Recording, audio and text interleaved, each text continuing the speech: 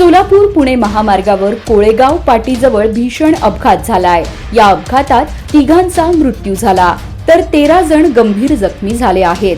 Container, दुचाकी आणि mini travel बस यांच्यात झालेल्या या अपघातानं हायवेवर काही काळ वाहतूक कोंडी निर्माण झाली होती।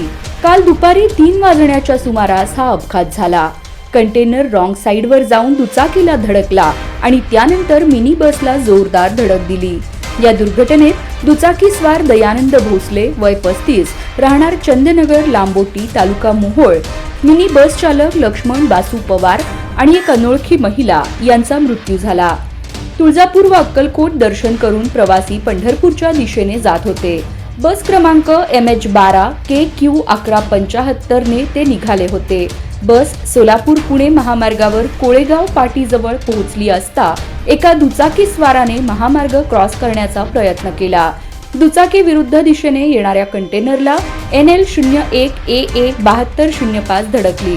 ही धडक इतकी जोरदार होती की कंटेनरने पुढे जाऊन मिनी बसला मध्यभागी धडक दिली। त्यामुळे बस रस्त्यावर उलटली आणि अपघात झाला।